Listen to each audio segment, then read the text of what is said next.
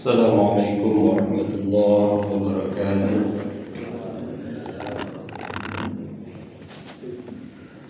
Alhamdulillahirabbil alamin wal 'aqibatu lil muttaqin wala 'udwana illa 'alal zalimin.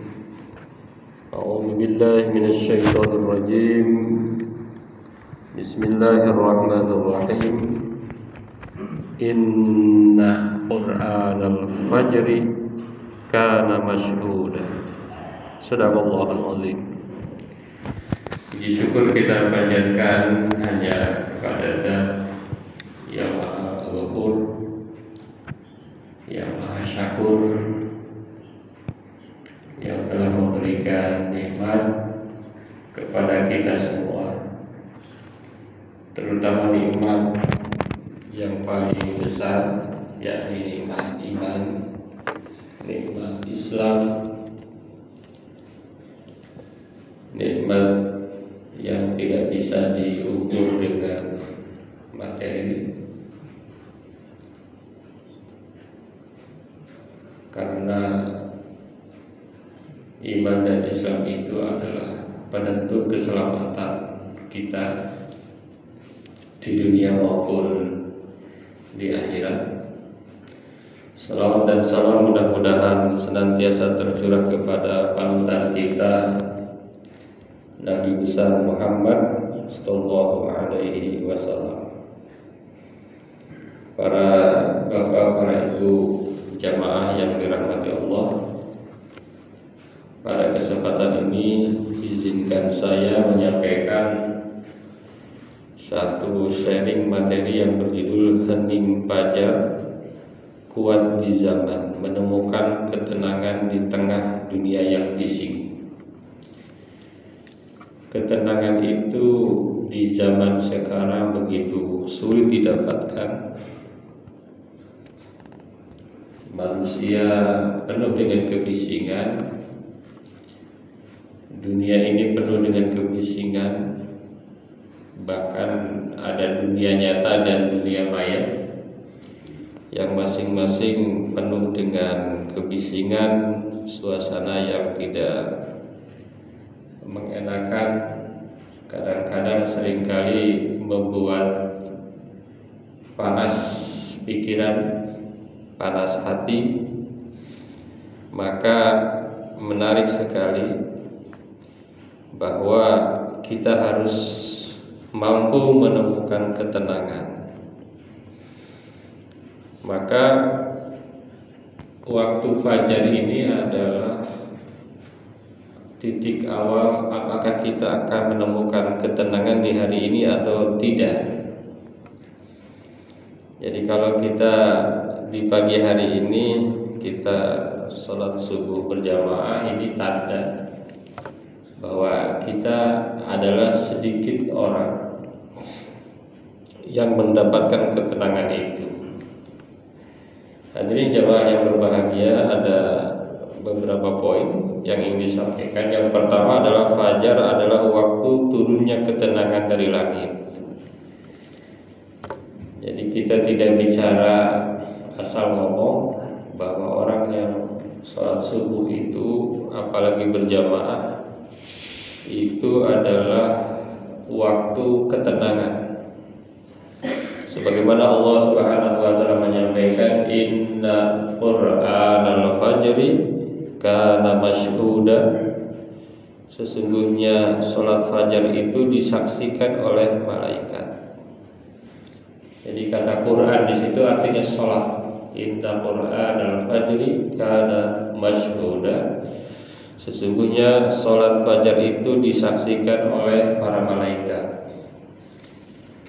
Maka pantas ada di ayat lain, hafizu 'alas sholawati was sholatil wusta wa qumu lillahi qanitin. Jagalah salat dan salat wusta. Salat wusta itu kenapa dikhususkan? Karena utama. Salat wusta itu salat apa? Salat Isya dan subuh. Maka membedakan Islamnya yang benar-benar Islam itu di Isya dan subuh. Kalau dia subuhnya berjamaah itu tandanya Islamnya tinggi, imannya tinggi, levelnya tinggi. Mudah-mudahan kita tergolong ke dalam itu. Dan memang itu adalah ketenangan, karena kita ini dikelilingi oleh para malaikat, dikelilingi oleh makhluk-makhluk yang senantiasa bertasbih kepada Allah Subhanahu wa ta'ala. Yang kedua adalah zikir pagi sebagai penjaga jiwa sepanjang hari. Jadi orang yang mampu berzikir di pagi hari, ya, maka jiwanya itu sesungguhnya akan luar biasa damai. Rasulullah SAW bersabda, "Qala man qala hina yusbih Allahumma anta rabbi la ilaha illa anta alaika tawakkaltu anta rabbul arsyil azim kufiya hammahu wa gummahu." Barang siapa yang ketika subuhnya itu berzikir Allahumma anta rabbi, mungkin tidak harus zikir ini, zikir apapun, kufiya hammahu wa gummahu, maka dia akan dicukupkan dari kegelisahan dan kesedihan. Jadi dia akan tidak gelisah, dia tidak akan sedih. Jadi zikir di pagi hari, jadi kunci, pagi hari itu adalah kunci. Tentu banyak penelitian-penelitian yang menggambarkan subuh itu adalah titik awal, ya. Kalau di dalam luar Islam itu penelitian-penelitian itu banyak mengungkap ini, dan Islam sudah menyatakan ini lebih dulu. Dan bukan hanya ketenangan kalau dalam Islam, tapi juga pahala. Mungkin kalau dalam ilmu pengetahuan hanya sampai di ketenangan, hanya sampai di kedamaian, tapi dalam Islam ketenangan, pahala, ketenangan di dunia, keabadian di akhirat. Itu yang harus dicatat. Yang ketiga, kekuatan hidup itu dimulai dari subuh yang dijaga. Jadi hari ini kita kalau seandainya subuhnya dijaga, apalagi berjamaah, maka ini adalah modal kekuatan hidup kita. Jadi kalau diteliti, orang yang stres, yang depresi itu ada nggak sih orang yang sesungguhnya dia rajin jamaah subuh? Belum diteliti sih. Tapi saya yakin orang yang rajin subuh berjamaah itu insya Allah hilang dari semua itu. Jadi kekuatan hidupnya akan dijaga. Bahkan nanti di akhirat mendapatkan surga dari Allah Subhanahu wa ta'ala. Rasulullah SAW bersabda, "Man shallal bardain dakhala jannah." Barang siapa yang melaksanakan dua salat di antara dingin, salat subuh dan asar, maka ia masuk surga. Ini luar biasa, ya. Jadi subuh ini harus diajarkan bagusnya kepada generasi kita. Apalagi kalau bisa tahajud. Kalau bisa mulai sekarang tahajudnya jangan cuma 2 rakaat, 10 rakaat. Tahajud 10, salat witir 1, 11. Tambah salat duhanya 12. Di samping salat fardu dan salat rawatib, coba itu yang salat sunnah. Gitu ya. Coba buktikan banyak perubahan dalam hidup kita, ya. Perubahan fisik, kesehatan, rezeki, kedamaian, ketentraman, kebahagiaan. Insya Allah itu akan berubah. Yang keempat, yang terakhir yang disampaikan adalah keheningan fajar mengajarkan refleksi dan fokus. Jadi kenapa kita ini bangun fajar? Ini kan mengajarkan fokus, mengajarkan adanya refleksi diri kita, ya. Mengajarkan bahwa kita ini merenung di situ, tidak banyak kebisingan. Bahkan di antara ciri orang yang bertakwa itu, itu adalah wabil ashari hum yastaghfirun kanu bil laili qalilan ma yahja'un. Dia malam harinya sedikit tidur. Sedikit tidur itu kalau di zaman sekarang kebalik, begadang. Anak-anak begadang, bukan itu. Jadi justru dibalik, tidurnya cepat, bangunnya cepat. Bukan tidurnya lambat, bangunnya lambat.